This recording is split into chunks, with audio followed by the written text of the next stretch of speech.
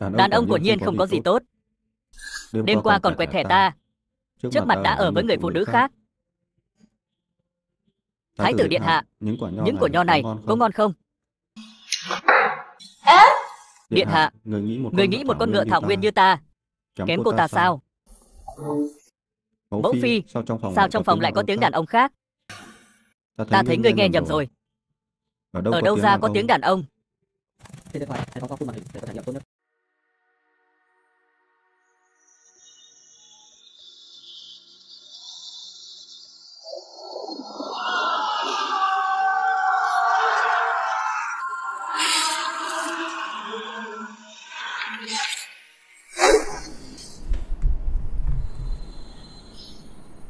Thái tử điện hạ.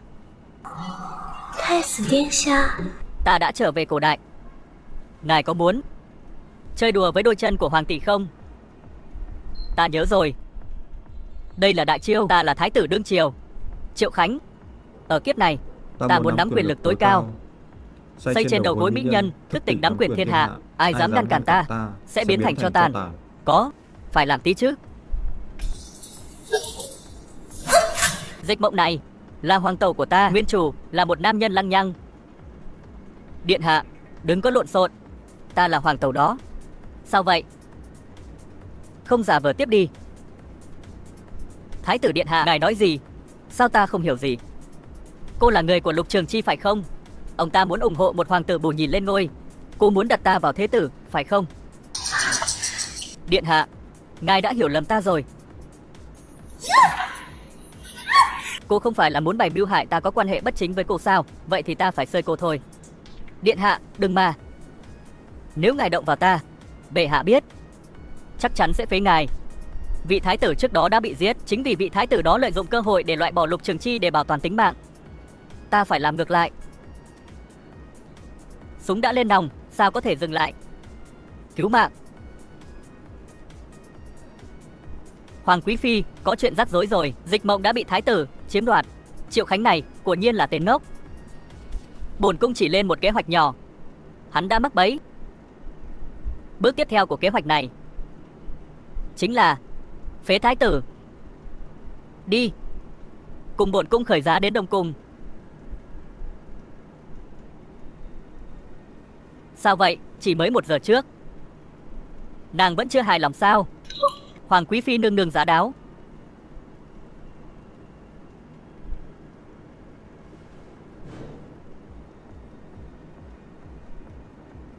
Đáng chết. Triệu Khánh, người rối loạn hậu cung, quẹt thẻ hoàng tẩu, tội ác phải chết. Người đâu? Xử hắn cho ta. Vâng. Xem trên kênh YouTube kịch ngắn review. Chúc quý vị có những phút giây thư giãn. Nếu thấy Điện hạ, đã đến lúc ngài phải lên đường. Đã đến lúc ngài phải lên đường. Cầu đô tài. Bổn thái tử vẫn còn tại vị. Bổn thái tử quyền lực dưới 1 người trên vạn người. Ngươi lại dám chĩa kiếm về bổn thái tử. Đây là tội cố ý mưu sát thái tử, tội đáng phải chết. Toàn bộ Đông Sưởng vì sự ngu ngốc của ngươi sẽ bị chôn sống. Điện hạ, nô tài không dám. Nô tài không dám. Nô tài không bao giờ dám. Không dám. Vậy thì hãy ngoan ngoãn làm một con chó. Vâng, nô tài là chó. Nô tài là chó. Hoàng quý phi, ngươi phải làm chủ cho ta. Nghịch tử, quỳ xuống, mau viết lời thú tội. Đúng là mỹ nữ. Ta đang tìm kiếm. Đẹp lắm. Cầu đô tài. Lấy đồ của ngươi. Cút. Cút. Thái tử, ngươi thật to gan. Đã ngoại tình hậu cung, còn dám ngụy biện. Chính quý phi đã đưa cô ấy lên giường bổn thái tử. Nếu bổn thái tử không ăn, chẳng phải đã phụ lòng tốt của quý phi sao? Ngươi, thái tử như biến thành một người khác vậy. Bình thường sẽ quỳ xuống nhận tội. Quý phi tức giận vậy. Lẽ nào là ghen tị sao? Vô sỉ, nói vớ vẩn. Phụ hoàng đích thân chinh phục hung nô mà bị thương nặng để ổn định triều chính, mới phong cô làm quý phi. 3 năm nay chắc cô đơn lắm. Vô sỉ, chẳng lẽ mẫu phi cô đơn đến nỗi không chịu nổi, cũng muốn được như Dịch Mộng, nếm thử sức mạnh của nhi thần. Buông ra. Ngươi dám làm vậy, không muốn sống nữa sao? Là mẫu phi và Tả thừa tướng ép buộc ta, để củng cố quyền lực của Lục gia, không ngần ngại phái cô ấy đến hãm hại ta. Thái tử tư thông với hoàng tẩu sẽ chết, tư thông với quý phi cũng chết. Dù sao cũng chết. Có gì? Ta không dám. Bổn thái tử cũng muốn làm một cái với quý phi. Ngươi, sao vậy? Người muốn nữa? Hỗn xược, bẩm hoàng quý phi nương nương, bệ hạ vừa nôn ra máu cho Triệu thái tử đến. Triệu Khánh, ngày mất của ngươi đến rồi. Nghịch tử, quỳ xuống cho chấm. Nếu không, vì lợi ích của mẫu thân ngươi, ngươi không có tài, không có đức, sao xứng đáng làm thái tử? Khởi bẩm bệ hạ, lão thần cho rằng thái tử không có đức hạnh nên bị phế. Hắn là người có sức mạnh lấn áp, tên gian thần Lục Trường Chi. Vậy Tả thừa tướng cảm thấy ai có thể gánh trách nhiệm cứu vớt Giang Sơn này? Vậy thừa tướng cảm thấy ai có thể gánh trách nhiệm cứu vớt Giang Sơn này? Tất nhiên là con trai cả. Đại hoàng tử Triệu Yến mới xứng đáng là thái tử.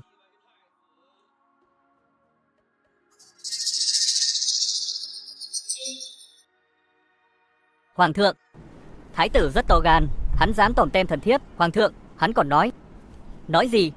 Hắn nói đợi người chết, hắn sẽ nạp thần thiếp vào hậu cung, để thần thiếp mỗi ngày phục vụ hắn. Hoàng thượng, nếu người không tiêu diệt hắn, thần thiếp chỉ có con đường chết. Thần thiếp sẽ chết bây giờ. Đủ rồi, tên nghịch tử này.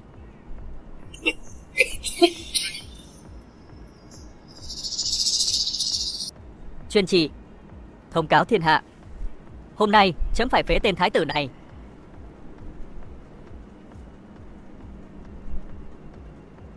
Nghịch tử, người không xứng là con chấm, không xứng làm hoàng đế tương lai. Không xứng làm hoàng đế tương lai.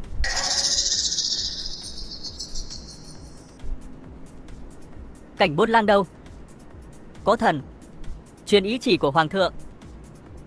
Theo quy trình, đánh thái tử 30 gậy, giáng làm dân thường. Rõ.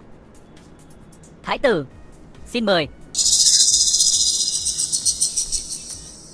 Triệu Khánh, ngày ngươi bước ra khỏi cung thì sẽ là ngày giỗ của ngươi.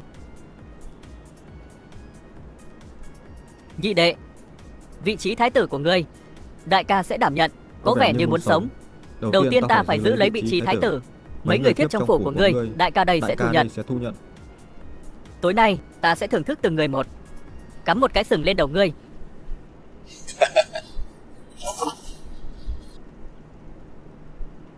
Hôn quân, ngươi nói gì? Ta nói ông là một vị vua mù quáng và ngu ngốc. Ta nói ông là một vị vua mù quáng và ngu ngốc.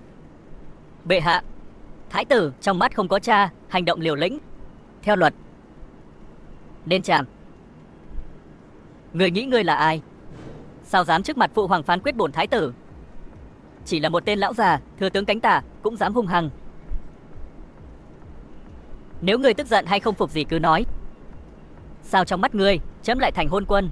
Quý vị đang xem trên kênh YouTube kịch ngắn review Giang Sơn đại chiêu ta, 6 đời bình định thiên hạ. Nếu thấy hay, hãy ủng hộ Bắc bằng có cách hung nô like, nhìn vào với ánh mắt háo hức. cập nhật các video mới nhất. Nam có cướp biển, trong có những gia đình quý tộc kiểm soát triều đình, ngoài kia có những chư hầu cai trị ly khai. Sao tên phế vật lại biết những điều này? Sông Hoàng Hà vỡ bờ mỗi năm, người dân phải di tản vì gặp khó khăn, địa phương nổi dậy và người thì nhắm mắt làm ngơ.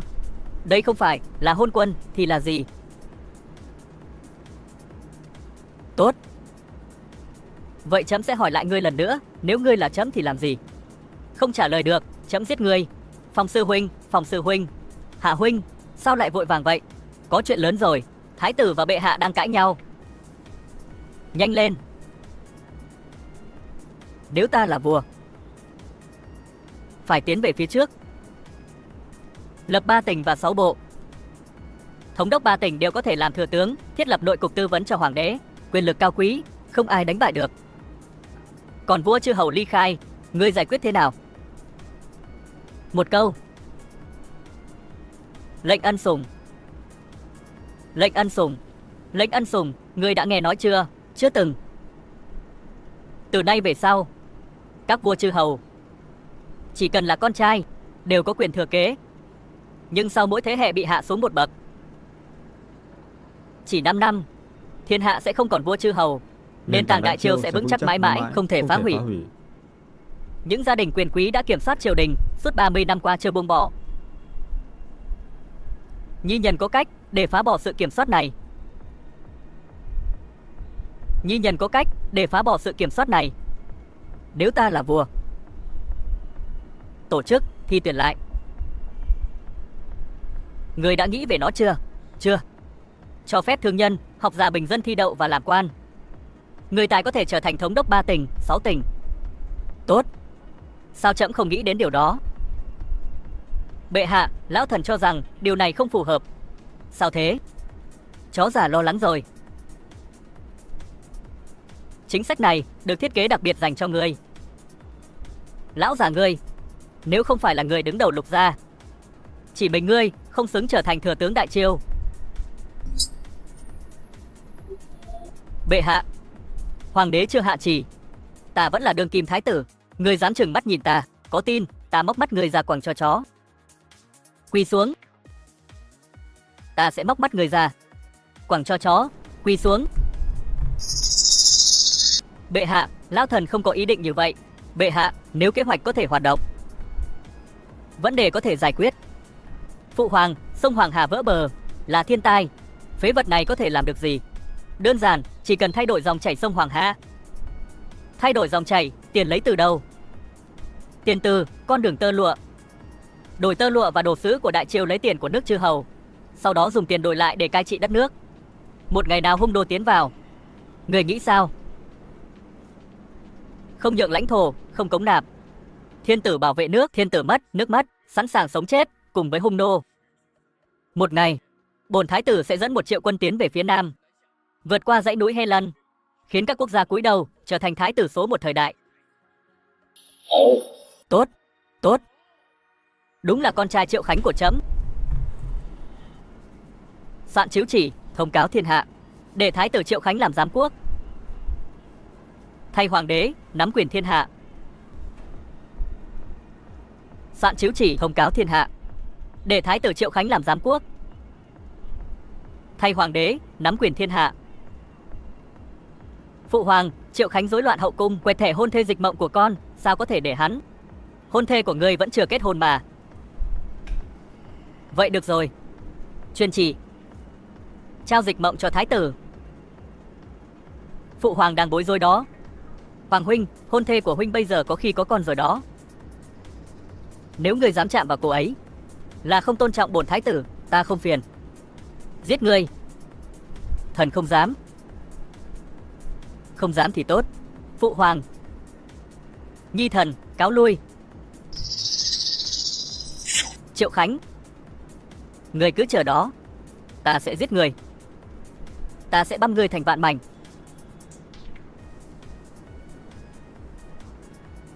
Thái tử, sao người chưa chết? Bổn thái tử còn chưa hoàng thụ hết, hoàng tẩu. Sao có thể để hoàng tẩu một mình mà chết được? Thái tử điện hạ, tẩu cảm thấy không khỏe. Dừng lại đi, hiện tại cơ thể này, ta có tiếng nói. Đây là cái giá khi phản bội ta. Ép người quá đáng. Nếu hắn thành lập 3 tỉnh, 6 bộ, vị trí thừa tướng coi như bị phế. Cộng với hệ thống thi cử, Lục gia sẽ bị phá hủy ngay sau đó. Đại nhân, ngài yên tâm, tốt nhất tối nay cứ cho người khử hắn đi. Ta sẽ khiến hắn máu phun 3 thước, thiên đao vạn trảm. Cứ tin ở ta. Được, vừa rồi đã không còn khóc lóc mà chỉ la hét. Kết quả là tiếng la hét cả Đông Cung có thể nghe thấy. Thái tử điện hạ, đừng nói nữa, ta xấu hổ lắm. Điện hạ, có chuyện có rồi. Người vào giết chóc.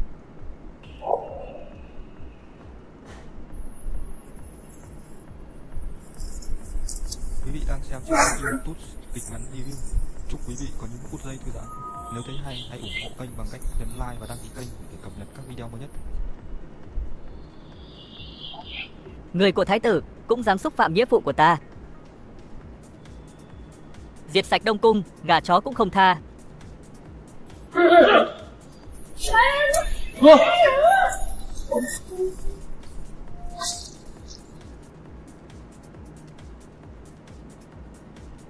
Nô tài to gan, nửa đêm dẫn người vào Đông Cung, người muốn tạo phản sao? Người nói đúng rồi, ta muốn tạo phản đó. Người không sợ bị Chu Di cửu tộc.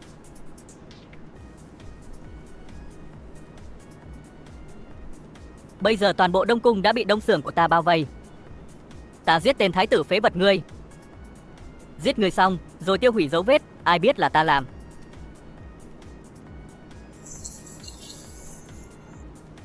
Giết.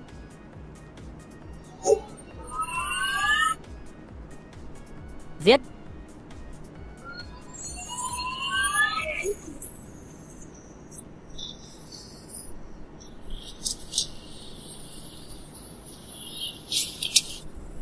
Thuộc hạ đến muộn, xin thái tử điện hạ thứ tội.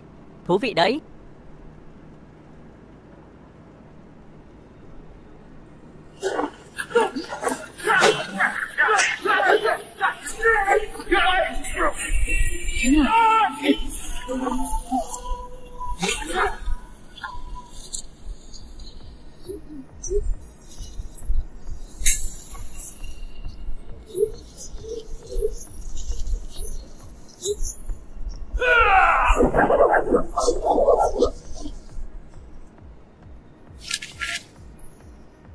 Ngươi là ai?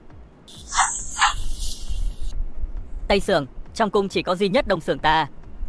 Tây Xưởng từ đâu lại có? Trong cung chỉ có duy nhất Đông Xưởng ta. Tây Xưởng từ đâu lại có? Triệu Khánh, ngày mất của ngươi đã đến. Trong cung, từ trên xuống dưới đều là người của Lục Trường Chi và Lục Lạc Giao. Họ sẽ không tha cho ta. Ta phải có một con át chủ bài để cứu mạng. Lý Thiên Diệu, có thuộc hạ, bổn cung lệnh ngươi trong vòng 3 giờ bí mật thành lập Tây Xưởng. Thuộc hạ tuân mệnh. Ngươi nghĩ Đông Xưởng là ai? Dám xen vào chuyện Đông Xưởng?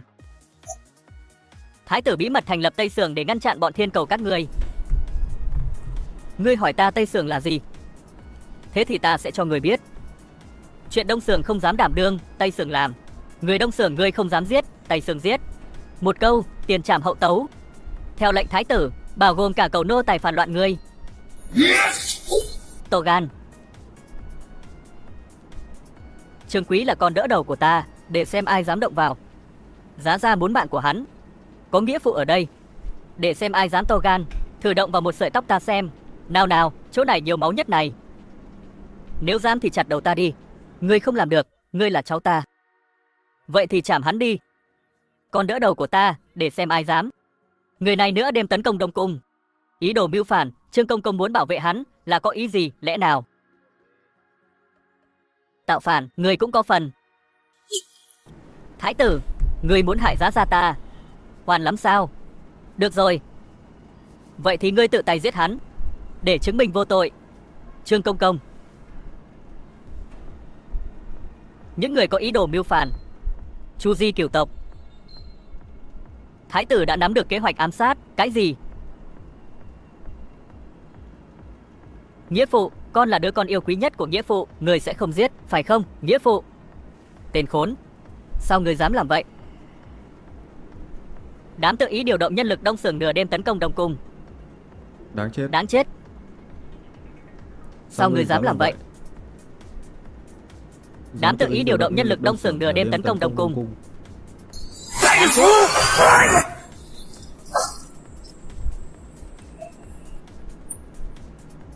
Được lắm.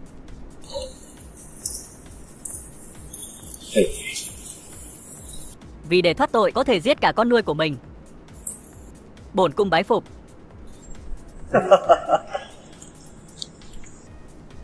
Cẩu thái tử, Giá Gia phải làm cho người bị phế, không băm thành vạn mảnh. Ta thề sẽ không bỏ cuộc. Thái tử điện hạ, Làm ơn tha cho ta là hoàng tẩu của ngươi đó. Nàng chưa kết hôn với đại ca, phụ hoàng đã ban nàng cho bản cung. Từ giờ trở đi, nàng là ái phi của Triệu Khánh. Cái gì? Gửi bức thư này đến Hung Đô càng nhanh càng tốt. Đợi khi quân Hung Đô vào thành, để xem ngươi còn ngồi vững ở vị trí thái tử được không.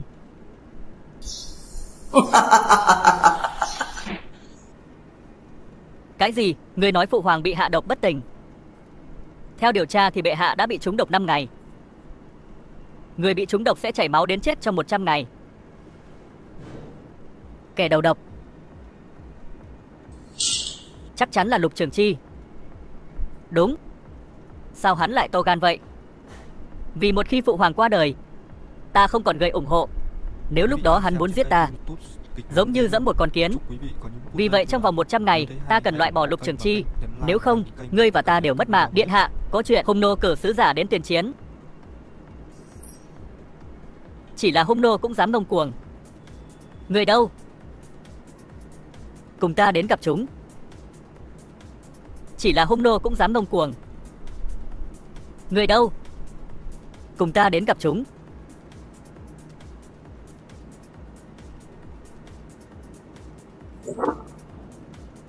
Tham kiến thái tử điện hạ. Ngồi xuống đi. Tạ điện hạ. Thái tử có lệnh, truyền sứ giả Hung Nô vào điện. Hung Nô có hiểu quy tắc không? Thấy thái tử sao không quỳ? Hung Nô chúng ta là người trên thảo nguyên, là hậu duệ của thần Căn Tơ. Chỉ một thái tử không đáng để chúng ta phải quỳ. Không sai, nếu người thắng, người sẽ được bồi thường ngay 100.000 lượng vàng và 10 tòa thành ngay lập tức. Nếu người không đồng ý, 3 ngày sau, 300.000 kỵ binh Hung Nô sẽ tiến thẳng về phía nam. Đi đến đâu, tiêu diệt đến đó. Và lúc đó, ta sẽ vui vẻ với tất cả nữ nhân, để ngươi quỳ ở một bên và phục vụ trà nước cho ta. Nếu ta đồng ý, sẽ rơi vào bẫy của Lục thừa tướng. Ngay khi Hung Nô rời đi, lập tức buộc ta phải thoái vị với lý do mất quyền lực, làm nhục đất nước. Chúng muốn ta chết. Hỗn xược! Hỗn xược! Tiểu Hung Nô! Sao người dám hỗn xược như vậy? Thái tử điện hạ, nhìn chúng xem. Đại Chiêu chúng ta sẽ không nhượng lãnh thổ, không bồi thường, không kết thân. Thiên tử bảo vệ nước, thiên tử mất, nước mất. Thái tử thái độ lỏi lõm đó. Được, vậy thì đợi 300.000 kỵ binh của ta nghiền nát Đại Chiêu các người. Hoàng tử đợi chút. Thái tử điện hạ, lão thần vẫn khuyên ngài nên suy nghĩ kỹ. Sau đó, hãy hành động. Triệu Khánh, 300.000 kỵ binh tấn công Đại Chiêu ta, đất nước sẽ thành gì? Người có tư cách gì ngồi ở vị trí thái tử? Xuống đây ngay. Tinh thần kiên định và quyết tâm, có gì phải sợ, cười đùa. Có thể uống máu Hung Nô. Được, bản lĩnh đó. Thái tử, vì ngươi không chịu nhượng đất bồi thường, vậy thì ngươi có đủ can đảm để cá cược với ta không? Chúng ta đấu 3 ván thắng 2. Nếu người thắng, Hung Nô ta rút binh, không bao giờ xâm phạm. Nếu ta thua thì sao? Cắt 20 thành, nhân đôi bồi thường và cái đầu của ngươi. Ngươi có dám cá cược không? Bệ hạ, không được. Đây là âm mưu của Hung Nô. Không cần nói nhiều, bổn thái tử đã quyết định rồi.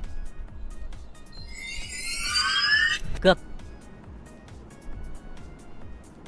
Cược. Thứ này được gọi là 18 liên kết, được linh mục cao cấp Hung Nô nghĩ ra. Nếu trong thời gian một nén hương có người từ Đại Chiêu có thể hóa giải, vậy thì ngươi thắng.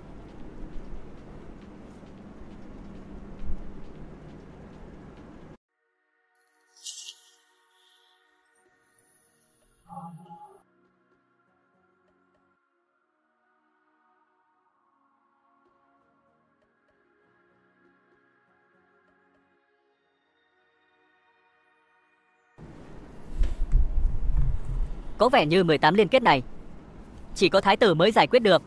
Các ngươi cho rằng bổn thái tử không giải quyết được sao? 18 liên kết này chỉ là phép biện chứng của 9 liên kết. 2 vòng hòa vào nhau thành một, dựa vào nguyên tắc này. Chia thành 2, giải quyết một nửa. Giải quyết nửa bên trái trước, sau đó giải nửa bên phải. Sợi dây tuột ra một cách tự nhiên. Sợi dây tuột ra một cách tự nhiên. Ta đã đánh giá thấp ngươi. Đừng nói nhảm nữa. Vòng thứ 2. Trận thứ 2, đấu cờ. Thái tử, đây là cao thủ chơi cờ. Kỹ năng chơi cờ đã đạt đến trình độ sát thủ. Nếu cứ cố đấu sẽ thua. Nghịch tử, bổn cung khuyên ngươi nên ngoan ngoãn nhận thua. Trước khi xuyên không, ta đã nghiên cứu các thế cờ vậy cổ đại. Giờ hắn đang cố gắng đánh bại ta bằng cách đấu với tất cả các bậc thầy cờ vây trong 5.000 năm qua. Đừng mơ. Phục hay không phục? Giờ hắn đang cố gắng đánh bại ta bằng cách đấu với tất cả các bậc thầy cờ vây trong 5.000 năm qua. Đừng mơ. Phục hay không phục? Tiểu tử, ngươi có biết cờ vây không? Cờ vây có 18 hàng ngang và dọc, 361 nút giao. Mục tiêu như tên gọi, chiếm được nhiều đất là thắng. Nước đầu tiên, Thiện Nguyên. Nước đi đầu ai cũng chơi. Tầm thường. Nước thứ 2, Trấn Giang. Nước 68 vẫn chưa thắng. Nước 69 lui về bảo vệ. Nước 70 xông lên tấn công. Nước 71 thừa thắng xông lên. Nước 97. Nước 97. Sao vậy, không dám xuống tay? Ta sẽ giúp ngươi. Nước 99 thế cờ sát thủ. Nước 101 vượt sông bằng phà. Nước 102 bảo vệ con mắt, sát nhân. Quý vị đang xem trên kênh YouTube có những phút giây thư giãn. Nếu thấy hay, hãy ủng hộ. Ta thực sự đã thua. Like và đăng ký kênh để cập nhật các video mới. Thứ vô dụng, cút cho ta. Thắng 2 trên 3, bổn thái tử thắng 2 ván liên tiếp. Hung nô, rút linh ngay cho ta. Không bao giờ xâm phạm. Không biết Yến Lưu hoàng tử sau khi trở về có bị đánh gãy chân không? Không thua, ta không thua. Vừa rồi không tính, cược lần nữa. Nếu ta thua vòng này, để tỷ ta làm thiếp của ngươi. Huỳnh sẽ không thua đâu. Được. Bổn thái tử sẽ cược ván cuối cùng với ngươi. Một ván quyết định thắng thua. Được.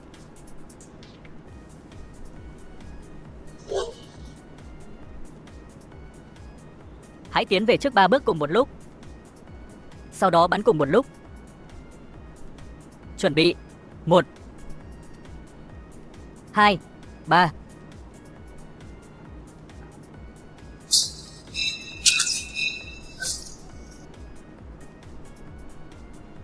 Thái tử, thái tử.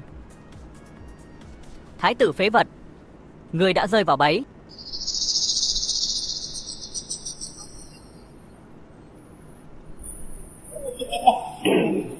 Hoàng tử đã chết.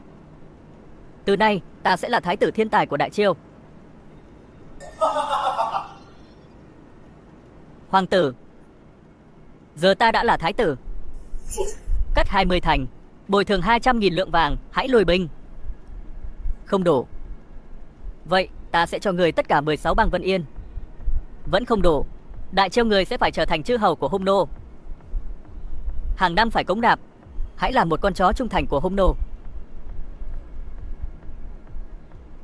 Hãy là một con chó trung thành của Hung nô. Nếu người không đồng ý, 300.000 kỵ binh của ta sẽ không tha cho người. Chư hầu thì chư hầu, chỉ cần không đánh. Còn nữa, người phụ nữ này tắm rửa xịt nước hoa, úp lồng bàn gửi đến giường của ta. Không được. Đó là mẫu phi. Nếu người không đồng ý, người sẽ thay mặt cô ta phục vụ bản vương. Ta đồng ý. Tối nay ta sẽ đưa mẫu phi tới phòng ngươi. Nghịch tử, ngươi. Triệu Khánh, ngươi chưa chết. Dựa vào ngươi cũng xứng tranh ngai vàng với ta. Ngươi lừa ta, ta đã biết Hung nô các ngươi xảo quyệt, tham vọng làng sói, vì thế ta đã đề phòng trước. Nhưng ván đầu vừa rồi vẫn chưa kết thúc. Cung đầu.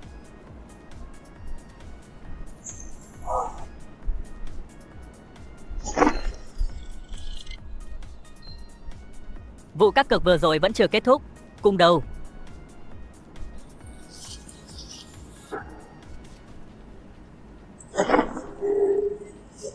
Ngươi định làm gì? Ta chưa muốn chết. Nếu không muốn chết, hãy viết hiệp ước. Công chúa ở lại, đưa người của ngươi đi. Cút. Tỷ. Ta cút. Tên khốn. Hôm nay, ta sẽ dạy ngươi cách làm thái tử đại chiêu. Tóc dựng mái đầu. Lan can đứng tựa. Trận mưa vừa dứt. Nóng trời xa. Uất hận kêu dài.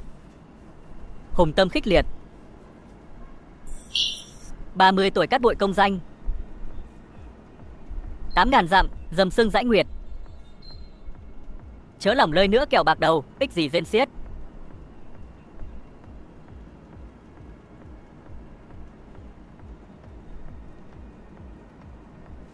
Buông ra.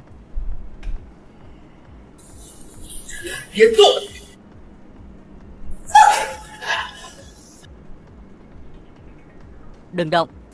Thái tử đại chiêu. Ngươi buông ra. Nếu ngươi dám, ta sẽ giết người. Hiệp ước đã ký. Ai có thể cứu cô? Cô nghĩ đàn ông đại chiêu vô dụng hết sao? Vậy thì sao? Bổn cung sẽ cho cô nếm thử sức mạnh của đàn ông đại chiêu.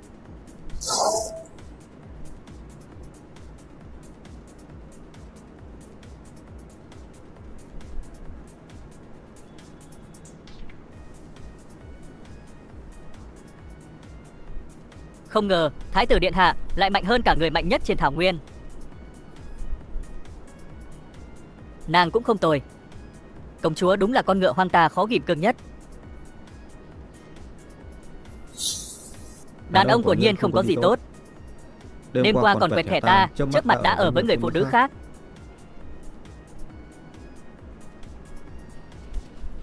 Chiều hôm sau, thừa tướng không chỉ có quyền lực trên cả triều chính mà còn thông qua đông xưởng kiểm soát toàn bộ cung điện. Xem ra muốn loại bỏ Lục Trường Chi, trước tiên bổn cung phải loại bỏ tay sai của hắn. Nếu không, ta bị thủ tiêu lúc nào không hay. Hoàng huynh, có chuyện rồi. Từ Châu, Thanh Châu xảy ra thảm họa, hàng trăm ngàn nạn nhân chết đói, bách tính tử vong vô số. Thế thì nhanh cứu trợ thiên tai, nhưng đại triều chúng ta, lương thực trong kho đã bị lấy hết rồi. Ai mà dám to gan làm vậy? Là con trai nuôi của Trương Cần, người giàu nhất trong số 4 người giàu nhất. Trương Cần, bổn cung còn chưa biết làm thế nào để giết Trương Cần. Hắn đã tự giao đến cửa. Chúng ta đi. Hoàng huynh, huynh định làm gì? Giết người. Đại nhân, ngài thực sự là một cao thủ trong kinh doanh. Biết có thiên tai, tích trữ thực phẩm, bán lại ngũ cốc trong kho với giá cao. Không tệ. Lần này ta đã kiếm được 400.000 lượng.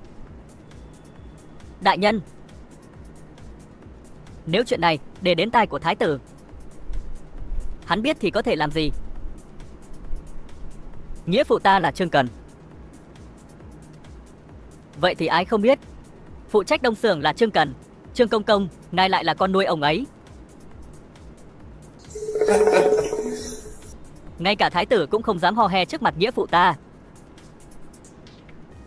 Nghĩa phụ ta bảo hắn đi về phía đông, hắn không dám đi về phía tây. Vậy sao? Cho dù thái tử có ở trước mặt nghĩa phụ của ta, cũng không dám hò he. Nghĩa phụ ta bảo hắn đi về phía đông, hắn không dám đi về phía tây. Vậy sao? Hóa ra Trương đại gia lại có năng lực như vậy. Ngươi, nói đi, ngươi muốn chết thế nào? Nghĩa phụ ta là Trương Cần. Ngươi có bằng cấp gì kiểm soát ta? Ngươi bí mật bán lại ngũ cốc dự trữ, đây là tội thứ nhất.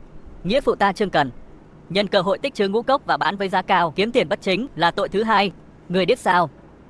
Nghĩa phụ ta là Trương Cần không tôn trọng bổn thái tử, âm mưu phạm tội là tội thứ ba. Nghĩa phụ ta là Trương Cần. Thái tử tha mạng, ta sẵn sàng lấy hết gia sản. Chỉ xin thái tử tha mạng. Muộn rồi. Giữ lời đi nói với nghĩa phụ ngươi. Thái tử điện hạ, nể mặt lão nô, có thể tha cho hắn không? Nghĩa phụ cứu con. Ngươi có tư cách gì mà bổn thái tử phải nể mặt ngươi? Ngươi giết. Chỉ là tên thái giám, ngươi có tư cách gì để bổn thái tử nể mặt ngươi? Ngươi giết. Con Con trai ta. Tên thái tử phế vật. Sao ngươi dám giết một đứa con đỡ đầu của ta nữa? Ta không thể tha cho ngươi. Ta đang đợi ngươi đến tìm trả thù. Gặp một đứa con nuôi của ngươi, giết một. Gặp hai, giết hai.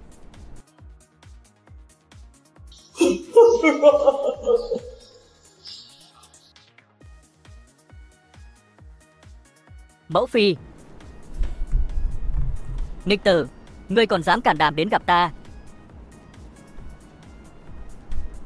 Nghịch tử, ngươi còn dám cản đảm đến gặp ta. Dù ngươi là con nuôi của bổn cung, nhưng bổn cung luôn đối tốt với ngươi. Bổn cung thậm chí còn lên kế hoạch để ngươi giành ngôi thái tử. Nhưng ngươi dùng cách đó để báo đáp bổn cung sao? Chuyện hôm qua đều là do thái tử ép buộc. Những cận thần ban đầu ủng hộ nhi thần lại chuyển sang thái tử. Kiểm soát thảm họa thiên tai cũng đến lượt thái tử. Sợ rằng không đến lượt nhi thần. Phế vật.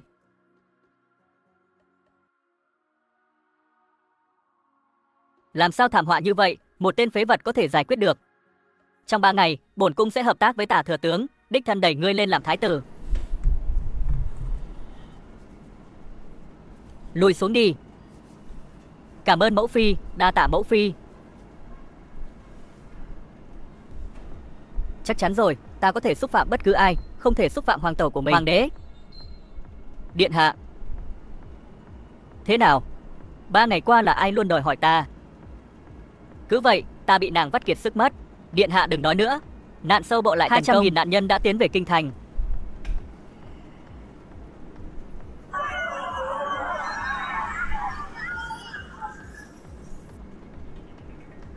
Phế thái tử, lập thái tử mới. Phế thái tử, lập thái tử mới. Ta đã nói mà. 3 ngày qua, họ không có hành động gì. Hóa ra là muốn lợi dụng côn trùng phá hoại để chụp mũ lên đầu ta, tiêu diệt ta. Khởi bẩm thái tử điện hạ.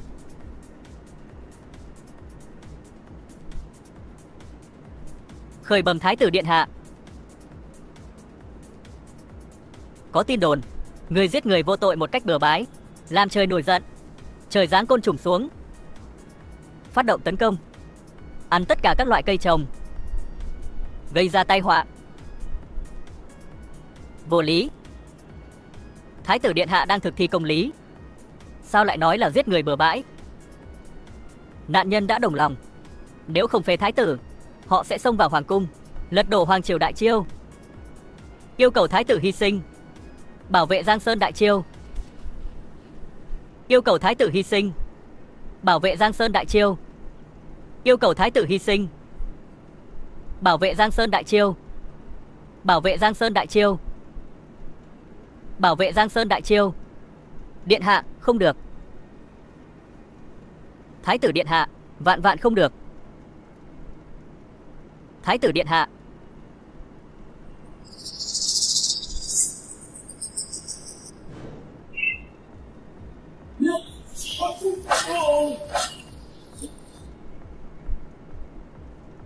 Chính hắn là kẻ tung tin đồn trong dân chúng, khiến nạn nhân náo loạn, bao vây cung điện. Quý vị đang xem trên kênh YouTube kịch ngắn. Nếu ta nhớ không nhầm, chúc quý vị có những phút giây thư giãn. Nếu thấy hay, đó là học trò của ngươi. Khởi bẩm thái tử điện hạ, hắn đúng là học trò của ta, nhưng những gì hắn làm không liên quan đến lão thần. Thái tử, đừng nhầm lẫn mọi thứ. Bây giờ trừ khi ngươi tự tử để tạ tội, nếu không tất cả sẽ bị chôn vùi cùng ngươi. Xem ra hôm nay bổn thái tử phải chết. Thái tử điện hạ, không được. Bổn thái tử chết cũng phải chết rõ ràng. Vậy cái thứ côn trùng mà các người tôn như thần thánh mang vào đây. Vậy cái thứ côn trùng mà các người tôn như thần thánh mang vào đây. Để cái thứ mà ông trời giáng xuống giết ta. Mau đưa vào.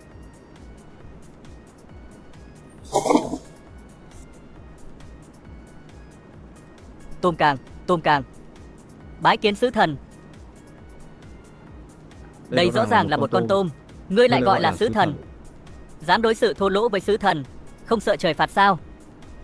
Thái tử cư xử như thế này, đối với Đại Chiêu sẽ chỉ mang lại thảm họa. Yêu cầu thái tử tự sát để xin lỗi sứ thần của trời. Tự sát. Tự sát. Yêu cầu bổn thái tử tự sát vì con tôm này. Đừng mơ. Thái tử, ngài điên à? Mưu hại sứ thần. Hết rồi, chuyện đến lúc này, ông trời sẽ trách chúng ta. Chúng ta đều phải chịu. Ông trời tha mạng. Chuyện này không liên quan tới lão phu. Đây đều là do thái tử phế vật. Hãy thể hiện sức mạnh, giết thái tử. Người đâu? Lấy cho bổn thái tử thêm 30 cân tôm càng. Làm một món hấp. Một món xào cay. Một món xào cháy tỏi. Thái tử điện hạ, người muốn làm gì? Ăn thịt sứ thần. Thái tử điện hạ, người muốn làm gì? Ăn thịt sứ thần. Ăn thịt sứ thần, ăn thịt.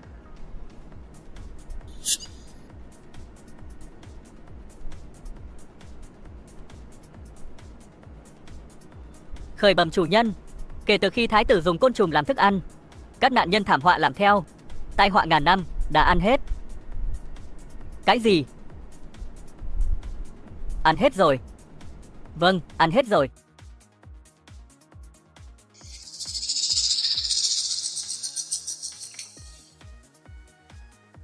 Thừa tướng, không ngờ tên thái tử vô tích sự này lại dập tắt được thảm họa mà tất cả các hoàng đế đều không giải quyết được.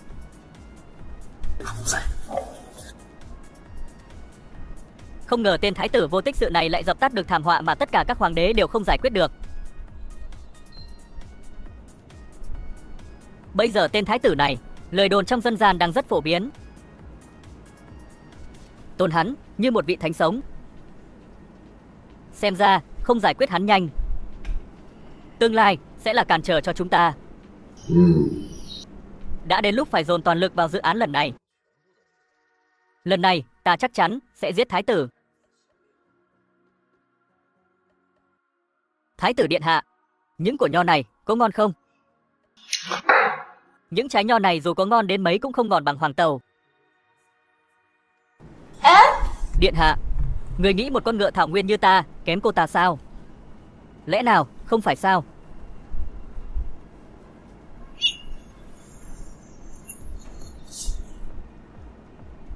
Thái tử điện hạ. Thái tử điện hạ. Nói đi. Thái tử điện hạ đã chặn lại một điệp viên mật tả thừa tướng cử đến phủ hoàng quý phi nửa đêm nay. Tả thừa tướng dẫn 4.000 quân tuần tra Đông Uy âm mưu tạo phản. Điện hạ, ngài đi đâu vậy? Hai nàng sao dám ghen tị trước mặt bổn cung? Đợi bổn cung quay lại, nhất định sẽ dạy dỗ cẩn thận. Chúng ta đi.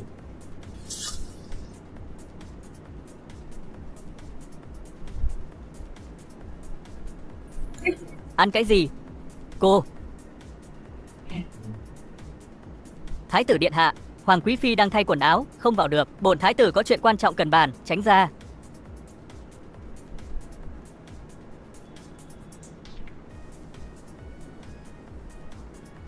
Người buông ra, ta là mẫu phi của người đó. Vào giờ tí tối nay, Tả thừa tướng sẽ dẫn quân vào thành. Mẫu phi có biết không?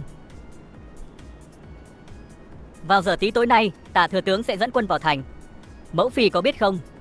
Thái tử đang nói nhảm, bổn cung sao mà biết được? Mẫu phi, đây là phòng ngủ của người. Người có muốn người khác nghe thấy không? Buông bổn cung ra. Mẫu phi, sao trong phòng lại có tiếng đàn ông khác? Ta thấy người nghe nhầm rồi. Ở đâu ra có tiếng đàn ông? Vậy là mẫu phi thấy không khỏe sao? Sao ngươi thở gấp gáp vậy? Nếu người không nói, nhi thần vào nhé. Bổn cung đã cho ngươi vào chưa? Mau cút đi. Dạ.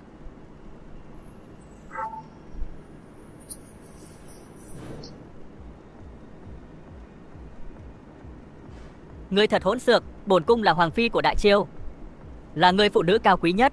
Nhi thần hỗn xược có là gì? Người câu kết với các đại thần âm mưu tạo phản. Người nói xem. Người đen chịu tội gì? Người nói xem. Người đen chịu tội gì? Người. Thái tử, đừng nói vớ vẩn. Đại ca của bổn cung là Tả thừa tướng, vị trí không thể chạm tới, sao có thể làm điều đại nghịch bất đạo như vậy? Đừng vội phủ nhận. Nếu dự toán của ta đúng, tối nay họ sẽ không chịu được, sẽ hành động. Thái tử điện hạ, Tả thừa tướng cầu kiến, thấy chưa? Đến rồi đó. Ngươi. Nhi thần cáo lui.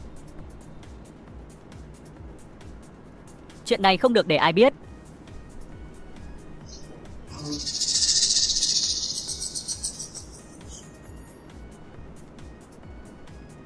Thái tử điện hạ, đi đâu mà muộn thế? Lục Trường Chi, người muốn mưu phản. Thái tử điện hạ, người đoán đúng rồi.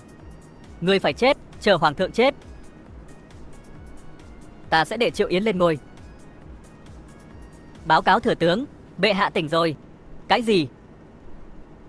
Ta sẽ để Triệu Yến lên ngôi. Báo thừa tướng, bệ hạ tỉnh rồi. Cái gì? Bệ hạ tha mạng. Lão thần bị oan.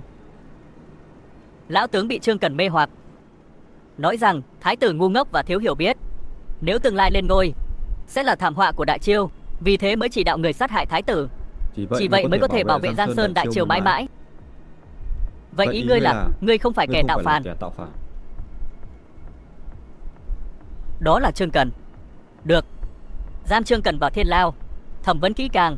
Ngươi cho trẫm một lời giải thích, nếu không trẫm tru di cửu tộc nhà ngươi. Tuân chỉ.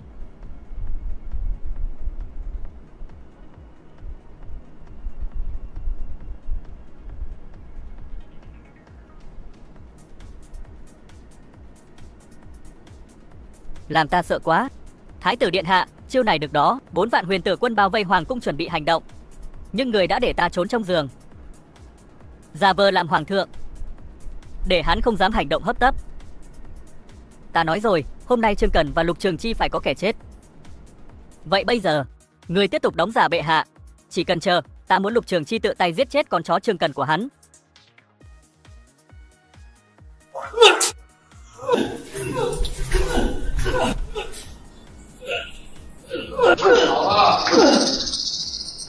Được rồi, Trương Cẩn, ngươi không cần phải ngụy biện. Ký vào lời thú tội, ta vẫn có thể giữ cho người toàn thây. Hai chúng ta cùng âm mưu, sao chỉ mình ta chịu tội? Hôm nay, một người trong chúng ta phải chết. Hôm nay, một người trong chúng ta phải chết. Nếu không, cả hai chúng ta sẽ chết. Dù có chết, ta cũng kéo người chết cùng.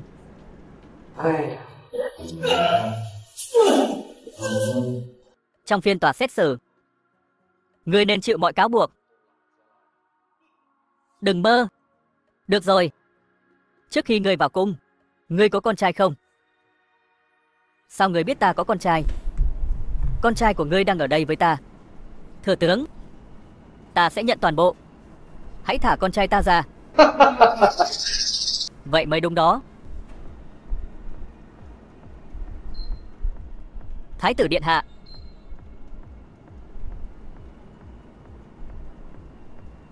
Tả thừa tướng đã ra lệnh cho các quan trong triều sử Trương Cẩn. Tốt. Đây chính là điều ta đang chờ. Người đâu? Có nô tài. Theo lệnh của ta, tập hợp quân, phong tỏa tin tức. 5000 quân Tây Sưởng xông vào Đông Sưởng truy sát, không tha một ai. Theo lệnh của ta, tập hợp quân, phong tỏa tin tức. 2000 quân Tây Sưởng xông vào Đông Sưởng truy sát, không tha một ai. Vâng. Ngươi còn đứng đó làm gì? Nô tài cáo lui.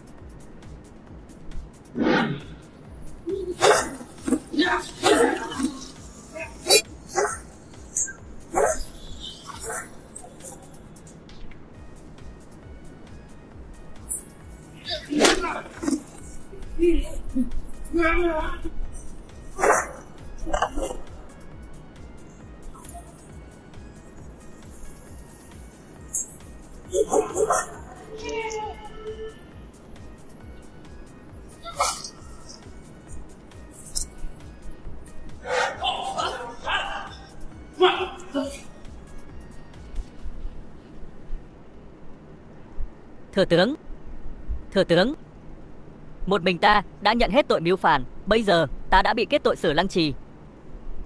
Chu di cửu tộc, bây giờ ngươi nên thực hiện lời hứa của mình. Thả con trai ta, để nó sống ẩn danh, cao chạy xa bay.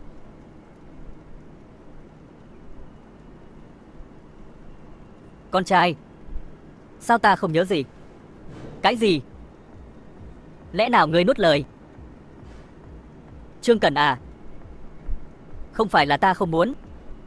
Con trai ngươi đã bị giết từ lâu rồi. Quý vị đang Con trai ngươi YouTube kịch ngắn review. đã bị giết từ lâu rồi. Quý vị có những phút giây thư giãn. Nếu thấy hay hãy ủng hộ kênh. Lục Trường Chi, like tên và cậu đăng này. kênh để cập nhật các video mới nhất. À, đúng rồi. Tất cả các con đỡ đầu của người cũng vậy, đều bị ta giết rồi. Lục Trường Chi, dù có làm ma, ta cũng không tha cho ngươi. Cắt cỏ nghĩa là nhổ tận gốc rễ. Lục Trường Chi, ngươi phải chết cho đẹp. 红缨请公救，壮志未酬。 Bẩm điện hạ, Trương Cẩn đã bị xử tử lăng trì. Tất cả tàn tích Đông Sưởng đều bị tiêu diệt. Từ giờ trở đi, Hoàng cung sẽ nằm dưới sự kiểm soát của Tây Sưởng. Thái tử sẽ không phải lo nữa. Rất tốt. Truyền lệnh ta bỏ phong tỏa tin tức, đưa tin Đông Sưởng bị tiêu diệt ra ngoài. Bổn cung phải chọc lão già đó tức chết. Bổn cung phải chọc lão già đó tức chết.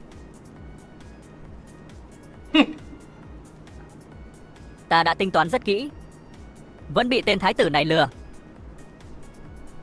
Trương Cẩn đã chết, Đông Sưởng đã bị diệt. Bây giờ chúng ta đã mất kiểm soát cục diện. Thủ đoạn của thái tử là mượn dao giết người, để ta tự cắt cánh tay của mình. Tại sao lúc đầu ta không nhận thấy nó lạ lùng đến vậy?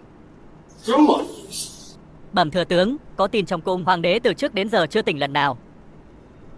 Chúng ta bị lừa sao? Hoàng cũng bây giờ là bất khả xâm phạm. Ngay cả 4 vạn quân được phái đi cũng không làm gì được. Tốt hơn hết là chờ đợi thêm các đội quân khác. 4 vạn không đủ, vậy thì cộng thêm 60.000. Ngươi cầm lấy binh phù, điều động thêm 6 vạn quân nữa đến. 1 tháng sau tập hợp với 4 vạn quân, tiến vào Hoàng thành, để thái tử chết không nơi chôn. Để thái tử chết không nơi chôn. Khởi bẩm thái tử, theo báo cáo từ Tây Sưởng, Tạ thừa tướng bí mật huy động 60.000 quân từ Vĩnh Châu tiến đánh. Lão già đó cuối cùng không chịu nổi. Quyền lực của ông ta đang chiếm ưu thế khi nắm giữ 10 vạn quân. Chỉ cần hoàng đế không tỉnh lại, sẽ không có ai trong triều đối ông ta. Vạn nhất 6 vạn quân huyền giáp tiến vào kinh thành, chúng ta chết chắc. Không phải chỉ là 10 vạn quân huyền giáp sao? Ta có cách thoát khỏi vòng vây. Thái đó là 10 vạn quân huyền giáp, đâu phải 100 con kiến xông vào đâu. Chúng nổ nước bọt cũng nhấn chìm chúng ta. Được, đi cùng ta. Đi đâu? Thanh Lâu. Thanh Lâu.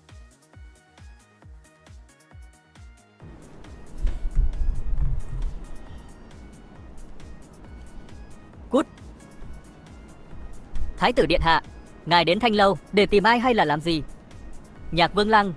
Nhạc Vương Lăng, ngài đang nói về đội quân Bách Việt có thể huy động hàng trăm nghìn chiến binh dũng cảm và khéo léo để chiến đấu 1 chọi 10.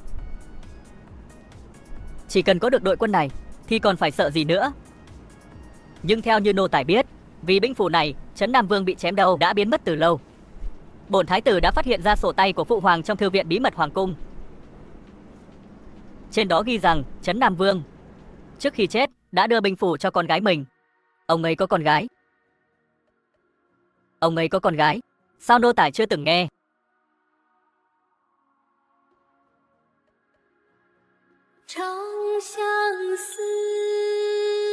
Bởi vì con gái của Trấn Nam Vương đang trốn ở Bạch Hoa Lâu. Cô ấy còn là hoa khôi ở Bạch Hoa Lâu.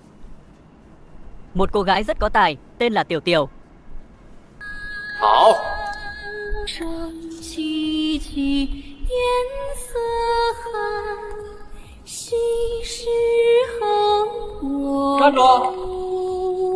Đây là Bạch Hoa Lâu. Đây không phải là nơi mà chó và mèo có thể vào.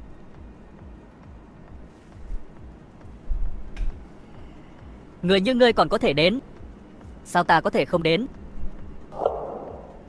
Người như ngươi còn có thể đến, sao ta có thể không đến?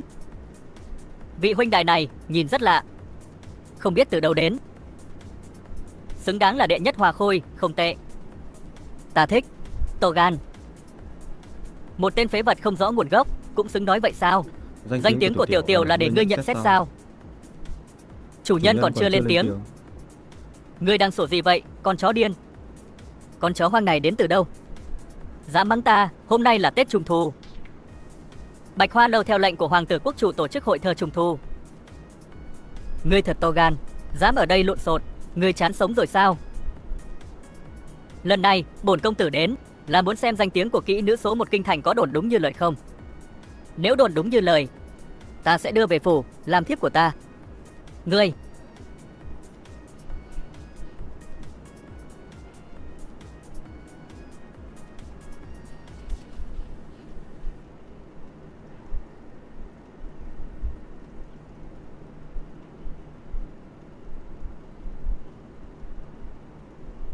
nhìn đó, đủ tư cách làm thiếp của bổn công tử.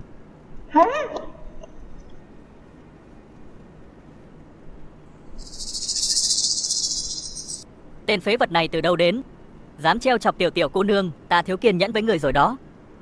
Hỗn xược, ta là một nghệ sĩ, chỉ bán nghệ không bán thân, vậy sao? Ê! Buông tay chó người ra. Vậy sao? Ê! Buông tay chó người ra, có tin không, ta phế ngươi. Ê! Ngươi có biết thiên hạ này có bao nhiêu người phụ nữ mơ ước được làm thiếp của bổn công tử không? Bổn công tử thích cô là phúc phận của cô. Ta thấy người muốn chết. Đợi đã. Công tử thốt ra lời ngông cuồng vậy, chắc phải có kiến thức, phải có tài năng, chuẩn rồi. Hôm nay là ngày hội thơ Trung Thu, kiêu ngạo vậy. Hãy viết một bài thơ để cho chúng ta biết kỹ năng thực sự là gì. Nếu ngươi không làm được, là cố tình gây rối, ta sẽ bẻ gãy chân chó của ngươi. Nếu ta viết ra lời hay, vậy thì sao? Nếu công tử thực sự làm được thơ hay, tốt hơn tứ đại đài tử, ta sẽ làm thiếp của ngươi. Nhưng ngươi phải nhìn lại, xem mình có xứng không. Mở mắt chó của ngươi và nhìn rõ, người đứng trước mặt ngươi là con nuôi của Lục Trường Chi, Tả thừa tướng đương triều. Người đứng trước mặt ngươi là con nuôi của Lục Trường Chi, Tả thừa tướng đương triều. Tên phế vật như ngươi lấy gì mà so sánh, và còn tăng công tử là một thánh thơ. Giờ cho ngươi một cơ hội, hãy ngoan ngoãn rời khỏi đây, để sau này không phải xấu hổ nhảy sông tự tử. Rượu đâu?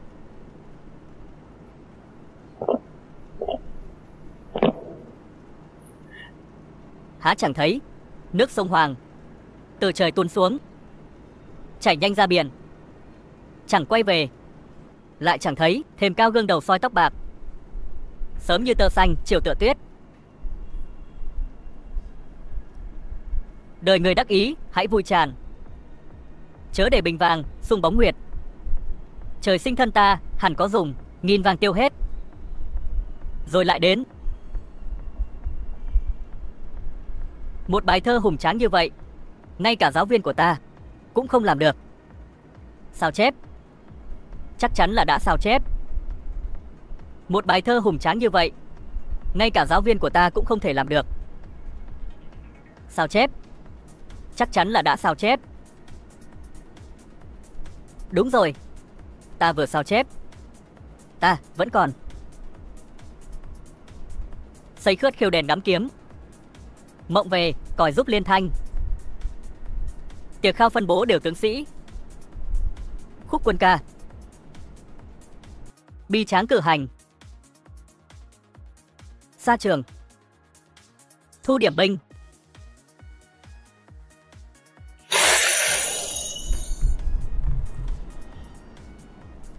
Dừng lại. Bổn thiếu gia cho người đi chưa? Đường Tăng, Lục Dương Minh, Lưu Hải, ba người này chi phối thị trường, cướp bóc phụ nữ, tội ác ghê tởm. Người đâu? Có nô tài, bổn thái tử lệnh. Chi phối thị trường, cướp bóc phụ nữ, tội ác ghê tởm. Người đâu? Có nô tài, bổn thái tử lệnh. Giết. Cha ta là Lục Trường Chi, ngươi không thể giết ta. What?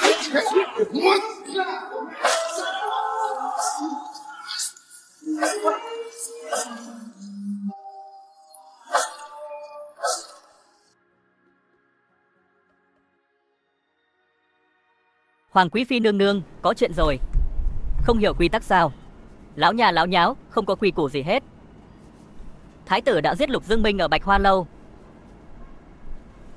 Cái gì? Thái tử còn dẫn cả Hoa Khôi ở đó về cung. Hỗn xược. Đi, cùng bổn cung đi tìm thái tử. Đáng chết. Người đâu? Kéo con tiểu nha đầu này ra, dùng gậy đánh chết. Ta xem ai dám. Kéo con tiểu nha đầu này ra, đánh chết. Ta xem ai dám. Quả nhiên là đệ nhất Hoa Khôi. Khuôn mặt này thực sự rất dễ thương. Nhìn như thế này, cô đang cố gắng quyến rũ ai?